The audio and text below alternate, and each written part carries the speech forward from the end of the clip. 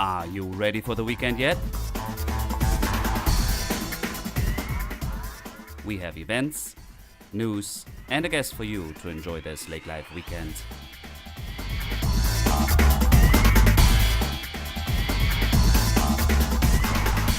Hello and welcome to another episode of Lake Life Weekend Podcast. My name is Dirk, I'm your host, and it is May. Hello, May. It is beautiful. And you know what? In Germany we have the 1st of May dance into May. I don't even know why. I have to actually check what holiday is on May 1st. Maybe Labor Day. I really should have researched that before the recording started, but I know that we are dancing into May, and I feel like dancing into May today while I record this, and now we are full into May when you hear this, and that is good, because this weekend I'm going to roll in my dog and my lift, and the open water lake season finally has begun. And I'm excited. I hope you're as excited. There's lots to explore in Lakes Country. Many events happening. Please check out our daily event schedule at Lake Life Weekend full of mistakes here. Lake Life Weekend. I'm so excited because of this interview that I had with Chris Runge and his intern assistant Kip from Australia.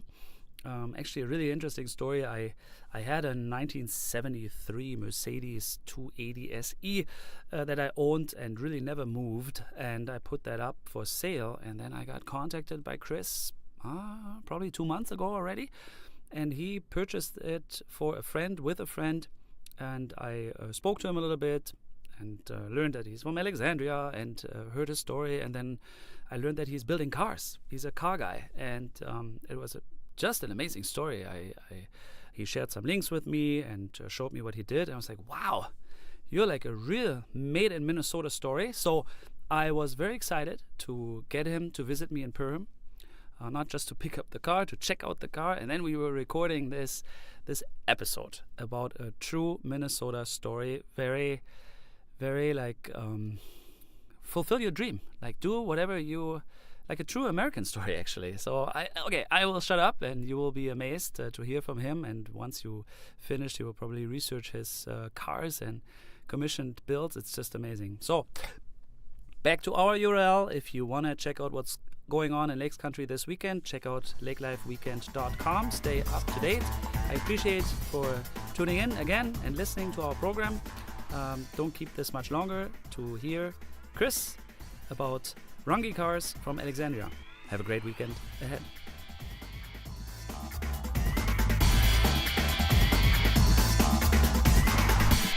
Hello and welcome to our interview part. I'm here with Christopher Runge. Hi, Chris. Hello. And Kip McIntyre. Yeah, hi. How are you? From Australia. Yeah. And we will hear. And Chris is actually from Alexandria, and he is building unique cars in his shop by the lake. Before we talk about or hear the story about building cars and how Kip got to visit Chris in Minnesota, maybe you introduce yourself and tell us a little bit about Lake, where you grew up and what you have done before and how you ended up building cars. Yeah. Well, I was basically raised in the Alexandria area. So I grew up around the chain of lakes there and on the water, as a little kid, whenever I could be. And my interest in cars was there since birth, really. Anything with wheels, planes, wings, things like that. You sound like a true German. Yeah. So it's just fascinating to me. And so, as a kid, I would take apart bikes and lawnmowers and anything I could, and at first not get them put back together, but I eventually figured out how to, kind of get things put back together and modify them and so forth. When I was old enough before I was old enough to drive, I got my first truck, a 1951 GMC pickup. Really? My dad and I bought together, yep. And I learned how to drive that around our farm. Because we lived just outside Alexandria on a little hobby farm. From there, when I was old enough to drive, at 16, I got into air-cooled cars. So that's Volkswagens and Porsches. And I would buy an old VW Bug or Carmen Ghia. I had a Bug. Did you? My first car was a they're Volkswagen great, Bug. great cars. I call it the gateway car because it's the classic gateway, car that kind of gets you into a lot of other cars, I think. You could take off the fenders or like Yeah. I had excellent ones, and I love it. Yeah, they're very, very good for an entry level kind of collector car, I think. So I got into those, and I would try to just fix things up a little bit, get it to where I wanted it, and then sell it to fund the next one. So I'd have a rotating collection as I went through my teenage years. I also started snowboarding in the winter competitively at 13 years old. So that was 1993. And in Alexandria. Yeah, at Andes Tower Hills, just outside of Alexandria. And we were very fortunate that the USA Snowboarding Association started doing competitions there, which allowed us to compete at a regional level and then work our way up to a national level. And from there, we could go international and compete in the Junior World Championships. And you competed internationally? Yes, I did. Yep. Oh. So as I made the junior national U.S. snowboard team in 1995, competed in Japan in the Junior World Championships. And then in 1996, I started entering professional competition in the open competitions like the U.S. Open, where amateurs can compete with professionals, and it's pretty much a wide open ground for anybody to display their skills to the world, really. And then I became a paid professional at 18 years old when I started to win more competitions, and I got involved in designing, research and development, and things like that. So we were designing snowboard boots, binding straps, all sorts of different stuff. Did they give you an educate? How does one? Is that all like? How do you learn? There's that? no formal education really. Snowboarding was so young, I think, in the early 90s, and when I was in it, that there was always something new to be discovered, it seemed like, and there still is, but I think it's slowed down a little bit now than it was back then.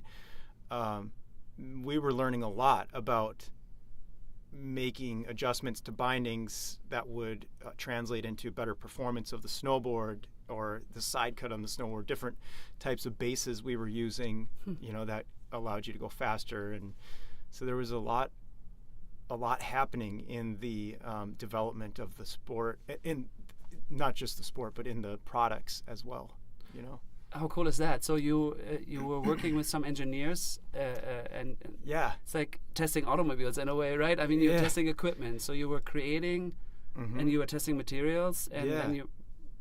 Yeah, exactly. And then marketing and branding. I mean, now that I look back as an adult, you realize what an education that as a teenager you got. Absolutely. And world traveling experience, and that all plays into what I do now with building the custom vehicles. Yeah. Yeah. So you finished your career just because you wanted a change? You did not get injured, or no? I did get injured a couple years prior to deciding that it would be done, but that's not what ended my career. My final contract was ready to be renewed, and I saw an opportunity in a completely different field aside from the car building, and so I decided to pursue another business, which was in the petroleum industry. And so at that point, I thought, I was 26 years old. I had two babies, a son and a daughter that were both, under 2 years old or 3 years old at that time. And so I pursued a different career where I developed a process, I guess you would say, in the petroleum industry for cleaning underground and above ground fuel tanks, and implemented that business in the southeastern U.S. when ethanol was coming into the eastern seaboard. Started that business. How did you come up with that idea? Well, there was a system that was being developed in Minnesota that my dad and I were looking at purchasing, and we ended up buying this system, and that didn't turn out the way we thought it would. It failed. It was tested here in the lakes area where the tank conditions are very different than in the southeastern U.S. There's a lot more contamination, a lot more sludge, debris, things like that. So we ended up basically scrapping that entire system, and I designed a new system knowing what I had learned in the first 14 months of starting the business through failures, sleeping in the back of our truck, down to nothing, and redesigned the system, built our own, and made it work, and work very, very well. It was safer, more efficient, gave our customers the most for their money, and ended up having 5 crews going for the better part of 2 years straight, just about full time. When ethanol came in to the eastern seaboard, the tanks had to be prepared for this ethanol. And so this system did exactly that, and it let our customers know that they were safe to put ethanol in the tanks, and we could determine any, for the most part, leaks, compromises in the tanks, things that needed to be upgraded, and it gave them the assurance that they were ready to start selling ethanol in their systems. So it sounds like you're a self-taught engineer or inventor, yeah? A little bit, yeah. Yeah. So you have no formal education in chemistry or engineering or? No, just garage logic. GarageLogic.com. Okay, interesting. So from developing sporting goods to inventing a process for the southeast of the United States when ethanol came in. You were at the beginning of snowboarding, at the beginning of ethanol, and the next step is the beginning of building your own car company. So that was a complete fluke that happened, really. But my hobby has always been cars. So the garage it's been my getaway since I was 6 years old. I would go in the garage, and my dad at our farm would have Porsches stored in the barns, and I would sneak in there, and climb in these cars and pretend I was racing, and I just have always been fascinated with that. So where did your dad? That must have been 30 years ago. Yeah, Porsche was not that prominent in Minnesota. Was he a collector, or did he store them for people? There were people in the lakes area, that have their cabins, like we both know, and in Alexandria. The people would want to store their cars locally to the lake home, and so he would have motorcycles, old sport bikes, and the Porsches would end up being stored there. He rented storage? He rented storage in the barns. It wasn't your dad's cars? No, not my dad's cars. No. So you snuck into those cars and were a little kid. You were racing. Yes, exactly. It was a video game of 30 years ago.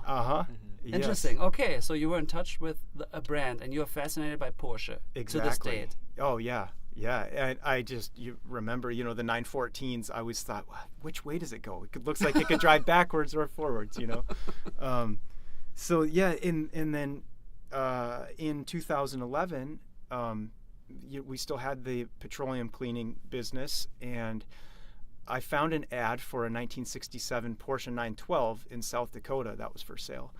I called the seller, and I was the first one to call on the car, and it was like the classic little old lady answered the phone, and through my discussion with her, I found that her husband had passed away.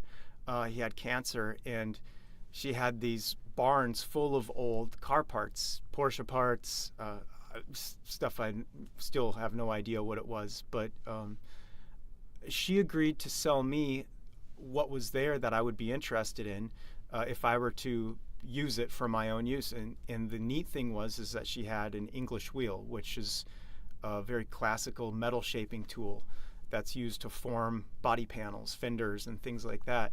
And I had been exposed a little bit to metal shaping and to that type of craftsmanship while I was in the Southeast, seeing cars shown at Amelia Island and some of these big automotive events where the old coach-built cars were shown. And coach-built means a coach builder is someone who basically would custom build a body to a customer's specifications, or say Ferrari, wanted back in the day. Yeah, handmade, aluminum bodied, and a very traditional way of fabricating a car body that actually goes back to the horse and buggy, where royalty would have their own coach-built buggy made on a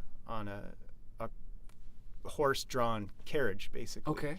Um, So you saw that down there, and Yeah, then yes. you knew what that tool could do? Yes, exactly. Yeah, and so in my mind, I thought, this would be awesome to learn this. And it turned out I bought as much as I could afford in the tools and hammers and things like that apply to this traditional technique. Brought it back to our farm where we stored the cars in the same barn. I set up a little shop, and then proceeded to find an old race chassis. So I had a running gear to build my body on, and went through this process of coach building my first car in 2011, 2012.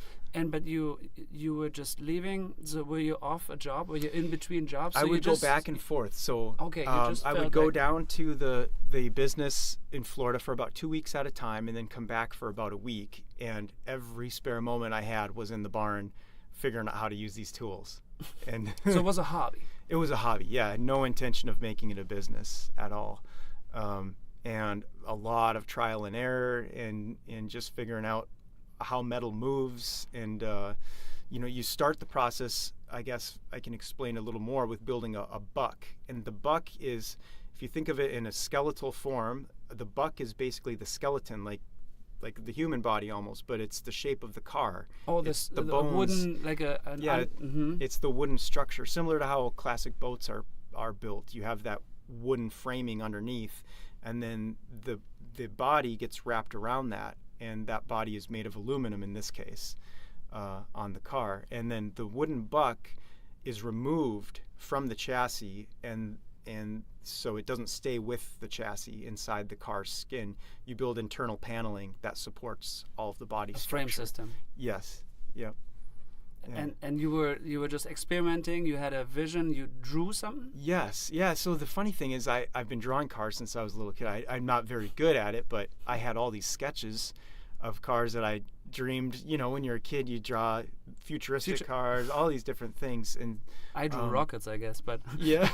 So you drew cars, and you just Yeah. went back to your fine memories and your collection, and then you said, now you just took a shape that you Yeah, one drew that, when you were young. yeah, exactly. Really? The shape that resembled to me, it's a post World War II era of German racing, and the cars that specifically inspired my first one that I built were Glocklers, and they were built out of Frankfurt, Germany. It was after the war. They were using aircraft parts and just kind of anything they could get their hands on to make these machines go as fast as they could.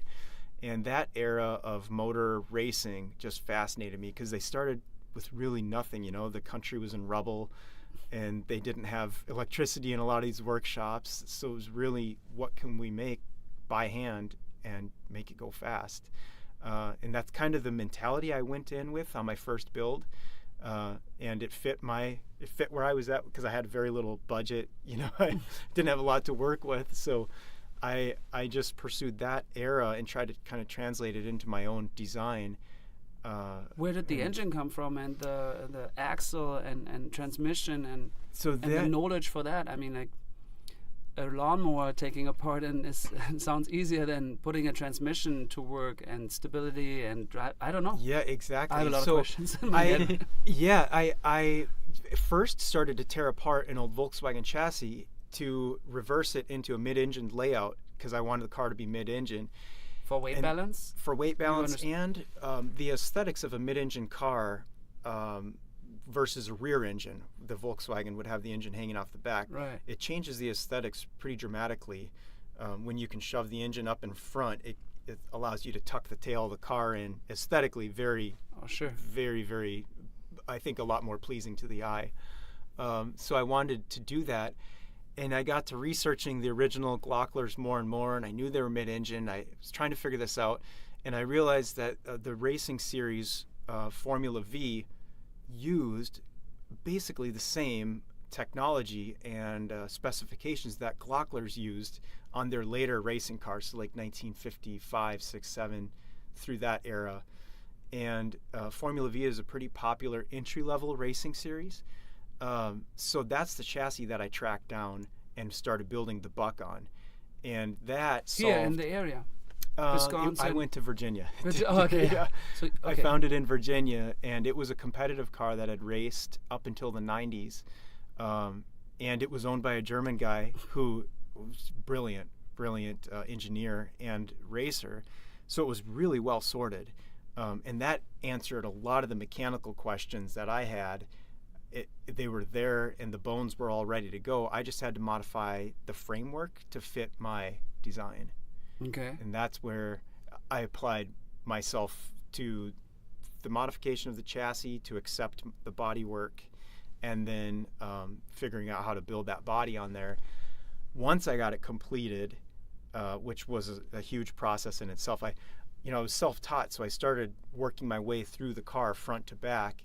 I went back to the front once I got the rear done, and I cut the whole thing off and started over because I just wasn't satisfied. I learned so much. I wasn't satisfied. You were better at the end than the beginning, yeah. and then it didn't fit anymore. Well, it looks like two different people built the car, so I better at least try to catch the front back up with the back. So I did that, and it got to the point, doing this just for me, it was what I envisioned it to be. I had to kind of be okay with some of the flaws and fix the others, that I wasn't happy with. And you just find this point where it's like, okay, I just want to drive it and see what it feels like. And then I realized the suspension needed a lot more tuning, so I had to go back and do a lot of fine tuning and the height adjustment and the softness of the dampeners and all kinds of things like that. But so you created a whole car. Like, is it the thing? Can you lift it up? So it's the chassis. I think the Volkswagen, you can take everything up. Yeah, you off can have the a seat pan. and a steering wheel. You can drive that thing, right? Yeah. A Volkswagen. Yeah, So they're very versatile in that way. And with the Formula V, it's actually not a pan, it's a steel ladder frame. So my bodywork was fixed to that almost, I don't know if I'd say a full monocoque style, but it became one with the chassis once everything was fixed together. The rear shell, from basically the behind the driver, the cockpit back, that whole rear shell was removable, so you could access all the vital components of the mechanicals, the engine, oil system, all of that was right there. So it was very easy to service and work on as well. I was just going to say, you make it sound all so easy. Yeah. So you took one? No, it's not. It's not. Took 1 year or 2 years? That took. I was driving it actually in under a year. I was driving it, but to actually sort it and get it to where I could drive it for 50, 60 miles took about 2 years, because I built the first one, and then I had a different job, and I kind of stepped away from the project for a little bit. I ended up going to a show with it, and somebody saw it down in Shakopee and asked me to build him one. And that's when I thought, well, maybe I could. It would take a lot of effort, to do that and work in this other business I was working on at that time. But I ended up quitting the place where I was working at. And in 2012? In 2013. 13. Yeah. So and 6 years ago. Yep. And I started went for it, started building and in 2013 I sold the other business as well, the petroleum cleaning business. So that allowed me to have a little cushion to start this idea of coach building cars.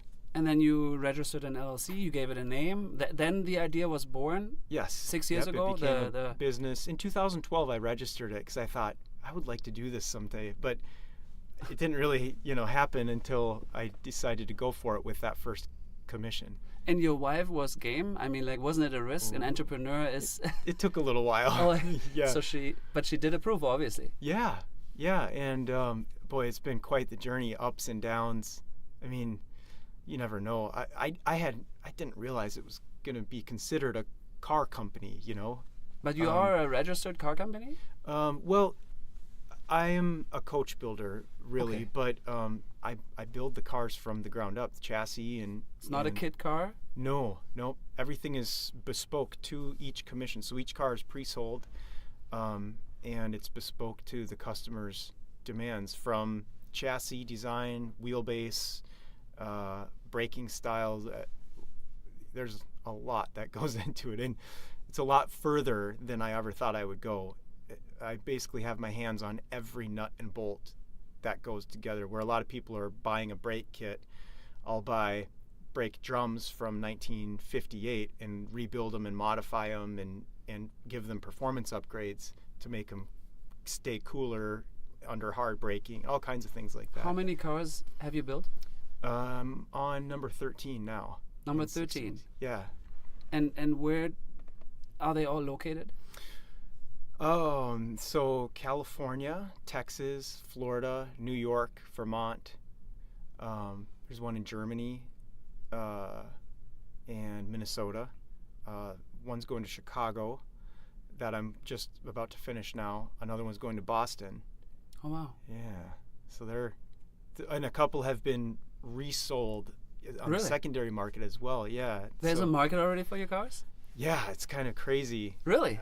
Yeah. So just in the last year, 2 of the cars have changed hands where like one customer will want to commission a new one, so he'll contact me and ask me to find a new home for the existing car. And so Runge Cars you had some media attention, right? You have been. Yeah. I'm not the first one to find you and interview you.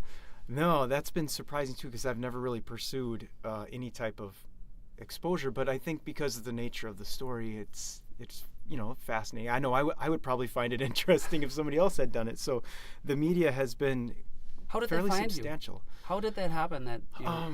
The first person to ever interview me was in 2012 when I finished the car. A website called Mega Deluxe interviewed me, and from there another website heard about it. And then it's funny because a lot of the media came from Germany in the first few years. Octane magazine in Germany and Spiegel. Yeah, Spiegel. I told you, the news source. Yeah. And then it went to England and France and Russia, and then now more in the U.S. With Jay Leno's Garage. And yeah, you have been on the TV show. The TV show. And he drove one of your cars? Yes, he did. Yes, and that was quite the experience. Yeah, he did. Yep. He said in driving the RS, that's one of the models I build, he said that was the car he could drive all day. So he enjoyed it. We had a lot of fun. How fast do they go? It depends on the gearing now, and I have 2 different styles of build that I do. One's a little more modern than the other. So the more modern will do about 150, 155 miles per hour, and the more classic style is 125 miles per hour. And they are safe? As safe as we can make them with the steel. I mean, you're not scared to drive them?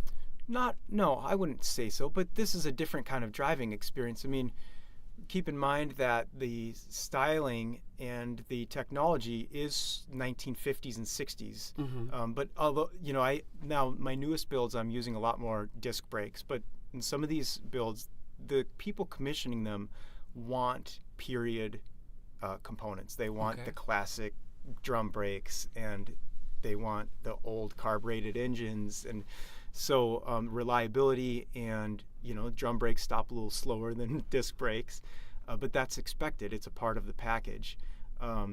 So I really make sure the customer knows exactly what they want, and then we build the car as safe as we can around that. And like the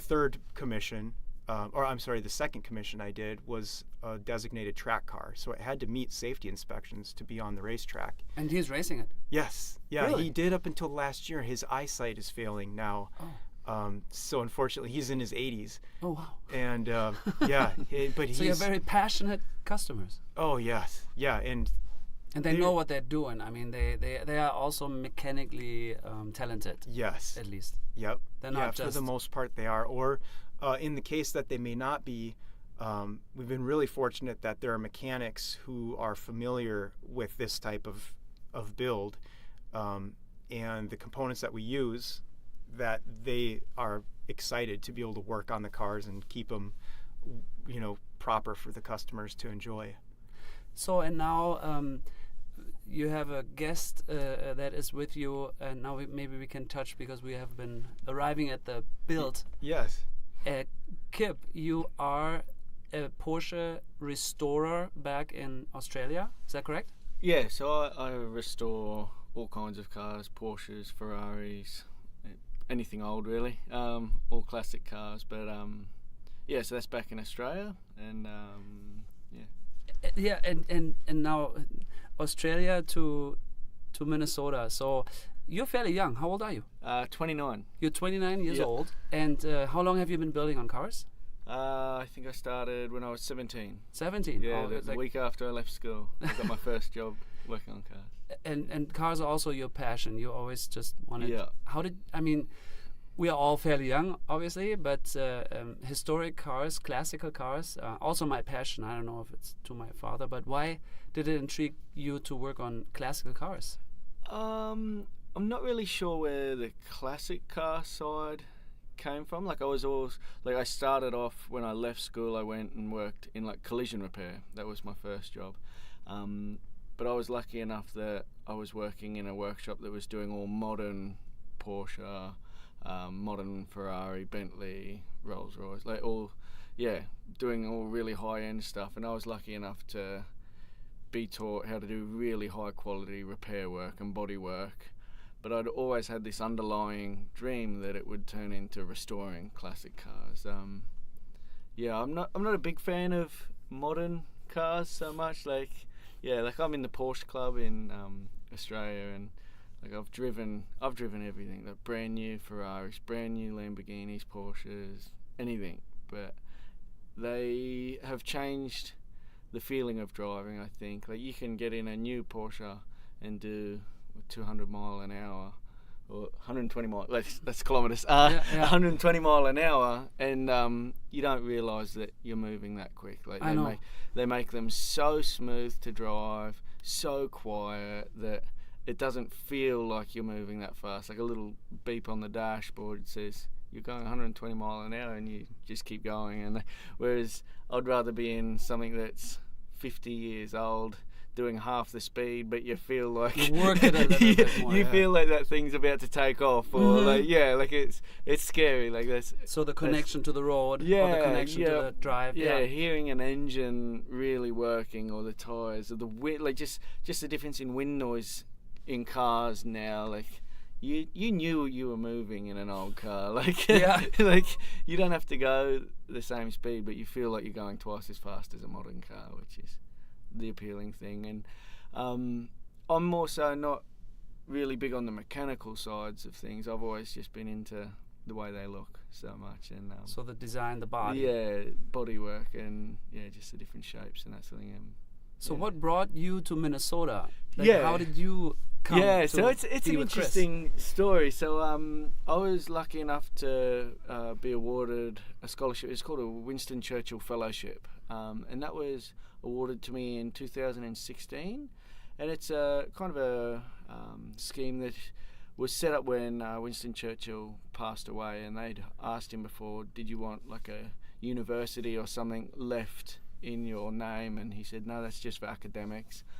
I kind of want something for everyday people striving to get that next step in whatever they're passionate about. And I think like their motto is like everyday people striving for excellence. So it's anyone in Australia is allowed to apply for the fellowship, whether you're a coach builder or a doctor or a police officer or anything, or a biologist learning about different like marine life or all sorts of really incredible things. And it's about kind of going overseas, like when you've kind of exhausted everything in Australia that you can to learn, there's nowhere else, is to send people overseas, get more knowledge, and then bring that back and advance Australia in that field. So to go abroad, and you made a world trip, and visited. So that scholarship, the fellowship, took me to America, England, Italy, and Germany, all in one 3-month trip. And I'd never really travelled before, so it was an incredible way to see like the whole world in one go, like a lot of the world in one go. So that was really eye-opening and incredible. And you worked with professionals? Yeah, so I spent like a week in different workshops all around the world. So I went to Detroit, Boston, California. I went and worked at Aston Martin has their own facility where they had where the original old DB5s, all the original hand-built cars were made in this stone factory.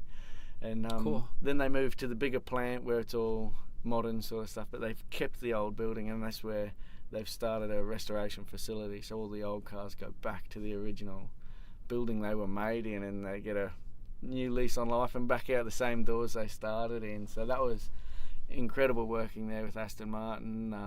I went to in Italy, I went to Ferrari, Lamborghini, and checked all that sort of thing out, and the little Italian coach builders in the back streets and that sort of thing, just working on multi-million-dollar cars, just in these little cobblestone streets, and that, like, it was just really surreal. So Ferrari and Aston Martin took you, but in 2016 Chris did not take you. no, so I reached out to Chris. Like, it was, I sent Chris an email just because I was fascinated by the story I'd seen, like, since his first car, and it was something that I'd been doing bodywork since I was 16, and then you just hear about this guy over in America that's just decided he would, out of thin air, decide, I'll design and build a car. And you just go, that seems like the maddest thing on earth, but he's done one, and now he's 13. Like, he's It's like the nailed American it. dream. Yeah, like, it's super cool. And it's been incredible seeing, like, the difference from car 1 to car 13. Like, when I emailed him, and it turned out that because of, like, the strict schedule that I was on, it just wasn't going to work. I was like, I could only possibly fit in, like, 3 days here before I go to England, and it just wasn't going to work out on that trip. So I had planned to go to the Pebble Beach Concours, which is in Monterey, in California, which is probably the biggest classic car show in the world, where they get judged on how perfect, restored, or maintained these cars are. And so I was over in Monterey. At that stage I was sleeping in the back of a Nissan Versa rental car because I had like accommodation for the rest of the trip, but being like when the richest of the rich come and show off their cars, accommodation was just out of control. Through the roof. Yeah, So you everything was already booked out by the time I looked, and like there was one Airbnb left, and it was for 3 days. It was $18,000. Oh. Like, yeah, so it's the richest of the rich come out to play. So therefore, I'm sleeping in the back of a little Nissan Versa on the side of the road. And I woke up one morning. It was going to the Works reunion, which is a big Porsche show that's on. Yeah, Works. Yeah, which is on that week, and so I was like, oh well, I'll drive out to where that is. I parked at like this abandoned gas station on the corner of this intersection, and I slept there. I woke up in the morning and there was like fog on the window, condensation, and I wiped that off, and as I wiped that off, I just saw this like polished silver car just on the back of a trailer heading in, and I instantly knew it's Runge. Like, he's here. Like, this is incredible. So I was like, man, I'm gonna get to meet him today. Like, this is gonna be a great day. So yeah, it was really cool to. I think we spent all day there, and then went to dinner with some other people. The part of the story you didn't say is, so I'm at the show at the Works reunion, and from my side, I had to scavenge to get enough money to get a car out there. I mean, this is, like you said, the richest of the rich, and I sold off a bunch of parts to friends and customers to raise money to get my car out there. And I didn't know Kip was going to be there, I don't think. But he had contacted me and asked to come visit the shop. It didn't work out. So I'm there. I make it into the show. I have the car set up. And here comes this guy with slicked back black hair in a red tailored suit. I thought, who is this guy? And Super rich guy. I thought, man, this kid's going to buy a car. Well, it's this guy who's been sleeping in his car at the gas station. It's Kip.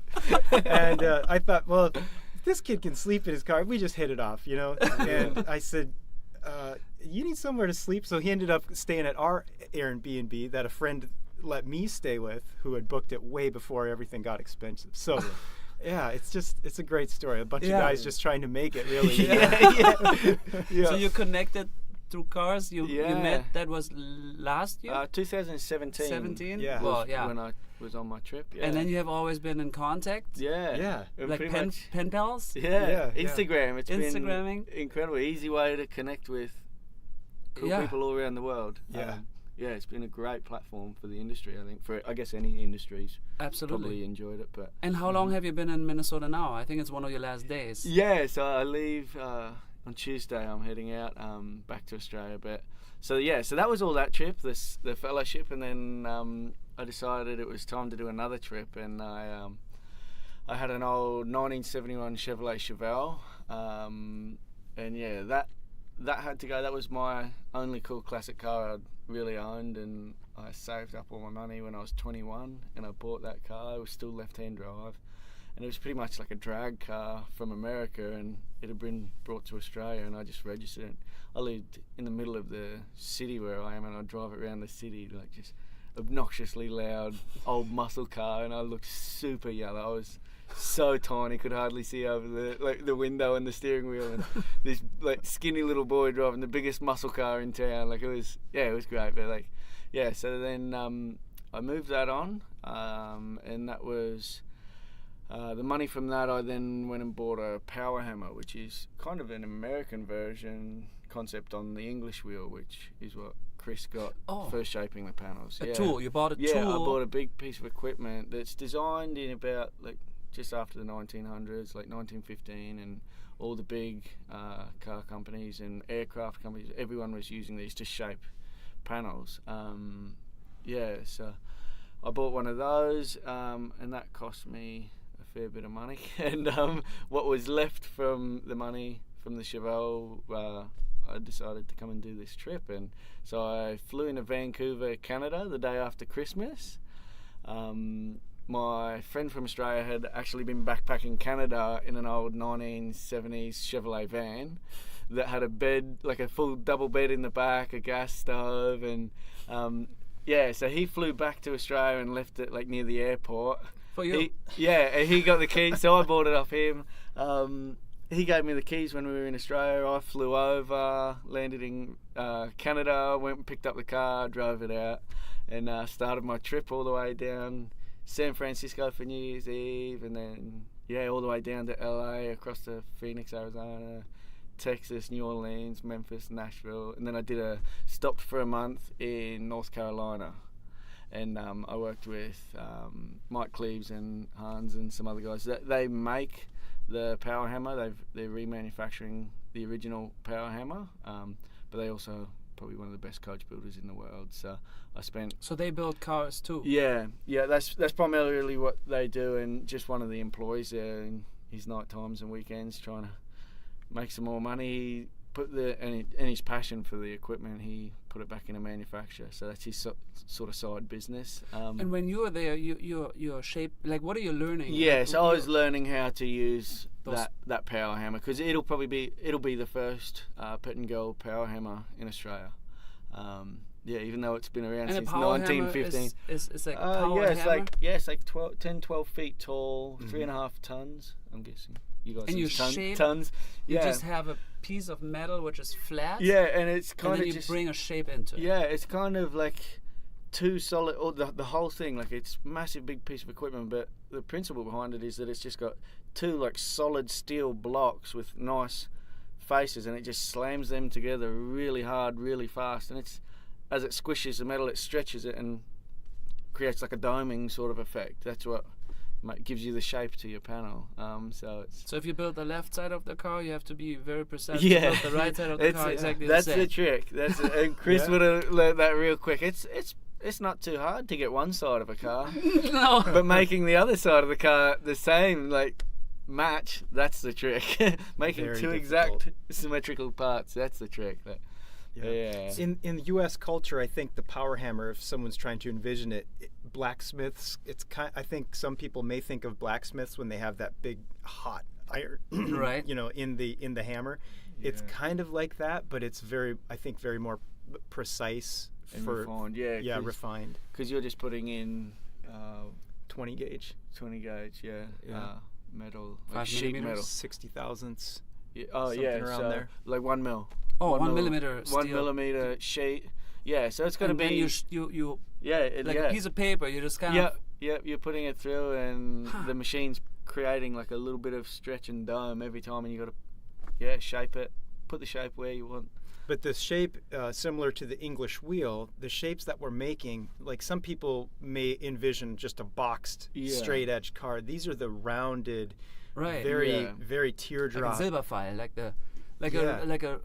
a round car, Yeah. So it's easy for imagine like a piece of paper. You can fold it in half, and that's easy. But making a piece of paper go over a soccer ball, you can't put that shape into it. Like, it creases everywhere. Mm-hmm. So it's what makes a piece of metal shape without the creases and But if you took a pizza dough and you put it over the soccer ball, what's going to happen with the pizza dough, instead of creasing, it will stretch and shape to that soccer ball, right? And that's what we're doing with the metal. We're actually stretching it or shrinking it, gathering it together in a uniform way, so you don't see the creases. So you're making compound rounded shapes. So here in Alexandria, you what did you learn looking over the shoulder, or did you assist with the number 13? What were your what car number? We're doing number 10. Oh, 10. Number 9 and 10 both right now. And he also assisted with number 12. Yeah. And you don't go 13. in order. Well, we bounce all over the place. Okay. Yeah. They start in order, but you've got to... Yeah, you kind of... we're bouncing back and forth depending on which parts are arriving and things like that. So we've been spending a lot of time on number 10, which is a super fun project. And what did you do? So what have we been doing on that one? We made full inner skin for the roof lining, and just hammering and really refining some of our gaps and that sort of thing, getting really nice gaps around the hood opening, the door openings and that sort of thing, and trimming out the dash and around the inside of the cockpit and stuff. He's done an incredible job. The whole front clip, the nose of the car, and this is a early 1960s based design of my own. If you can envision that, it's very Porsche stylistically, but I had wheeled with the English wheel the front clip out, and so these different methods of tools come from different geographical areas really around the world. So it's kind of cool. Kip's methods and what he's specialized in are different than mine, and so I've learned as much from him as he's learned from me. Exactly. And with his fit and finish that he was trained in on these newer cars, he's applied that to what I'm doing and really helped me fine tune a lot of those areas, the little details that I've wanted to make better. I didn't necessarily know how to make better. And then also, I think he's been able to try some of the tools in my shop that he hasn't had access to and learn those. It's been good fun. I think probably one of the most fun parts about spending time with Chris has been, I've always just built cars that are a specific model. Like, say it's a Porsche 356 or a Ferrari this or everyone knows exactly how there's a right way and a wrong way for that car to look. The dashboard has to have exactly this switch here, and the shape of that has to be exactly a certain way. But when you're building a car from scratch, it's completely open to your own decision.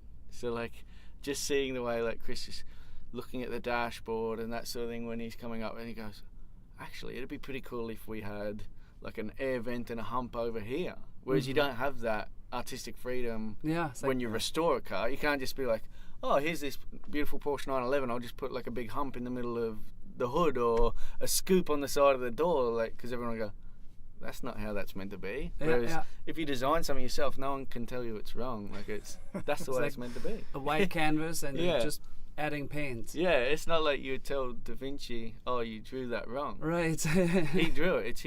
It's his decision. It's like, that's the fun part of bespoke sort of building, I think. Talking about that, like, when do you decide that the car is complete? I mean, you have a starting point. Like, how long does it take? But like, you could still be unsatisfied at the very end. Like, even if you drew it and then you have the original, do you sometimes change it yet? Yeah, there's deviations from the original. The first design process kind of establishes the aesthetic exterior look of the car, and and it sets the tone for the period, the era. And then from there, I think my customers kind of expect, and we almost celebrate this, that we start throwing different ideas out through the process. And, some of them don't get accepted, and some of them are like, yeah, that fits.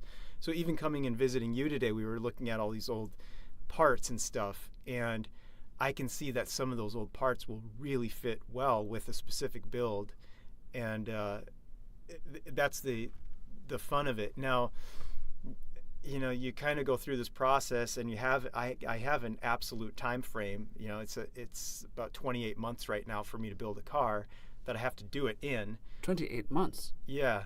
That's 2.5 years. Yeah, 2+ over years. 2 years. Yeah. That's how long the customers are willing to expecting to wait. Yeah. Yep. Oh, really? And yeah. So that's the average delivery time right now for a commission. But through that process, we can tie in a lot of creative freedom, like Kip was saying, and come up with ideas that fit. And in the end, you have, a very, very special, unique car. And what I try to deliver my customers, and I think what they expect too, and want to be a part of, is that experience. The first one I built, that whole experience, and now it's been more refined, and we're using, more leathers and a little bit more expensive materials, because we're able to do that. But they want to be a part of that, and I don't know if there's anywhere else that you can do it on this level. Sure. In the world, I guess. Maybe there are a few other people that could provide it, but it's a lot of fun. So have those people, now I visited your shop last week, and you're actually living and working on a lake. Yes. So lake life is part of your work. It is, yeah. And I've had a lot of people say, you should move to LA, you'd have way more business, or Florida. But people expect, I think because of my story and my roots here tie so deeply into where I'm at now, they expect to drive in that driveway through the woods and see the smoke coming out of the chimney. They expect that, and they fall in love with it. And that's very romantic. Like when I drove into that, I was like, "Yep, you drive, I don't know, 200 meters through trees, and then all of a sudden there's this shop." Yeah, it's you awesome. Like the calmness. Like what does is it you have to have that? You could not imagine. I think it's so important to surround yourself with inspiration, and to me it would be so hard to be somewhere where I feel the hustle and bustle of a city, or these things that detract from what I'm trying to do. It's very important for what I do to be surrounded by that kind of calm and quiet. The big maple trees in the fall, the colors, it all plays into what I do. When I roll the cars out after I polish them in the fall, and the orange maple trees are on this freshly polished, reflecting off the polished finish, it all plays into it. And the shop right now is right on a lake in the Alexandria area, and then I'll be putting up a new shop that's on another lake, so a private lake. Yeah, you mentioned 1,100 front feet. Yeah, lakeshore. It's because my customers want to experience that, and I realize it is part of my business model to have that, where they can really feel what inspires me, not just show up and get the keys to a car, but they come and visit throughout the process. Every customer has picked it up and has seen where you created it. Not everyone. There have been a couple who have not even been to my shop, but I'm finding more and more that people, my newest commissions, want to come out and be a part of it. And so the new shop is designed around that. It's very kind of Scandinavian, and like the Gmund, where Porsche, their origins were, the old sawmill. It's kind of that feeling. Right outside of Alexandria. So what did you feel, Kip, being in Minnesota? So I'd driven all the way across America and that sort of thing, and I think one of the coolest parts about Minnesota. I'd never seen snow until the day I got to Minnesota. Oh, really? Yeah, like in Australia, where I'm at, the coldest we get in winter is 55 degrees Fahrenheit. Bummer. But yeah, so I'd never seen snow before, and yeah, it was really cool coming through, like driving around the Alexandria area and this whole area. Could you feel it? Yeah, it's like yeah, and you can imagine that it's something quite important for these customers that come out and see the vehicles as well. Like all I can imagine is that they're generally working in big cities and like they're in New York and their briefcases and suits and like they're these and then all of a sudden, like, I think they would really enjoy the fact that when they come to visit Chris and check in on the build, they fly into the airport, they go down like these beautiful areas, like through the chain of lakes and like through all the trees and that sort of thing. They're seeing deer just walking around. Like looking out the window of the workshop yesterday, there was like a deer like just walking like past the workshop, and you're just like, that's incredible. Like you can't do that anywhere. Like and there was a deer running across the ice on the lake yesterday as well, like just straight through the middle of the lake. Like I'd never seen anything like that before. I'd never seen deer before. So it's incredible, that whole package that comes along with this area. And I can only imagine in like when the snow's gone, like what the lakes will look like, what the trees are going to look like. I'll definitely be back in summertime. You mentioned or fall. Summer or fall. It's pretty good. The change of colors. I really enjoy every season. Yeah. I enjoy fall the most because of road trip time. Yeah. And it's September, October is just really beautiful. I do a lot of road trips myself, and I'm hoping that I'll be allowed to drive one of these cars one day here. Test drive. There must be test drive. Exactly. The official test driver for Runge cars. Yeah. Awesome. Yeah. Well, and I think you said with lake life and do you swim? Do you fish? Do you paddleboard, kayak? Like you spend time on the lake? Yes, absolutely. So even while Kip was here, my son is a avid ice fisherman. He's 14 years old, and he is fully independent, has his own setup he brings out. So he got Kip on some fish. Kip got his first crappie. Cool. Yep. Yeah. So that was a lot of fun. Yeah, so that was cool. Yeah, out in the middle of the lake with a little hut and little heater and a hole in the ground and some fishing rods like this. Yeah, that was really cool. Kip is officially called, it's not ice fishing, it's ice hole fishing. Ice hole fishing. Ice hole fishing. Yeah. So, but yeah, and then we do a lot of paddle boarding, and our kids are involved in wake surfing camps in the Alexandria area. Cool. Clinics, they're a weekly deal that they do where they have training, and they just love it. No, I agree. I fell in love with Minnesota myself, and I'm glad to see, like, so the soul of the cars are, I mean, made in Minnesota, but maybe the calmness, and that's maybe the 50s, 60s, like everything was slower, in a way, although they're fast cars, but maybe that's the soul, the what the customers are really taking home, and you're bringing them from Minnesota. Very fascinating. It's the perfect place. It's the most fitting place to be like hand building, like craftsmanship, building a car from scratch. Like it all just works together. Like that's what you expect. Yeah. Like, you don't expect like someone doing that style of work in like a big city. Like it's the shop in the woods. Yeah, shop in the woods, and then every now and again, just this polished, beautiful car just rolls out the door and down the road. That's super cool. Yeah. Where's your next commission going to? Is it going outside of the country? The one we were working on is going to Chicago, and then we have New York, Boston, and Florida. Okay. Are all on the roster. Yeah. Yeah. Huh. Well, with love from Minnesota. Yeah. You'll have 2024 is going to be your Minnesota. It's going to be my year. I hope I can get one. And if you say 28 months, I need to commit in 2 years. So I'm on it. Right. I want one. I got fascinated.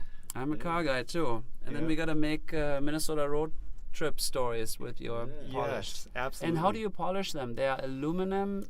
Yes, and so they the just body have a is clear aluminum. coat? No clear coat. We can do that if the customer wants, but it's just polished aluminum. So the metal is sanded smooth, where there's different seams and welds. Smooth it out to as perfect as we can get it, and then use a few different methods of polishing by using really machines. Polished. Yeah. And it doesn't rust. It's aluminum. Metal, Yep. Yeah. It looks like one shape, right? Yeah. Yeah, seams- there's most of the seams are all welded up, so it looks like one complete drop of liquid mercury almost. You know? Really cool. Well, I Yeah. can't wait to have the driving experience Yeah. and the sound. Yeah. And They sound great. They do sound good. yeah. Really cool. Well, thank you very much for coming. Yeah, thank you. Yeah, thank you. Capturing this story, and then we will speak again in the summer when Yeah. Australia meets Yeah, the you'll have to Open come Leagues. and have a go at beach life. Yeah. Sand life. Yeah. Well, thank you very much. Yeah, thank you. Yeah, this was already our newest episode of the Lake Life Weekend podcast. We sure hope you enjoyed it. Tune in again next week with another great guest and updates. Always check out our website, lakelifeweekend.com. And if you have some comments, please feel free to email us at hello@lakelifeweekend.com. And you have a wonderful weekend ahead.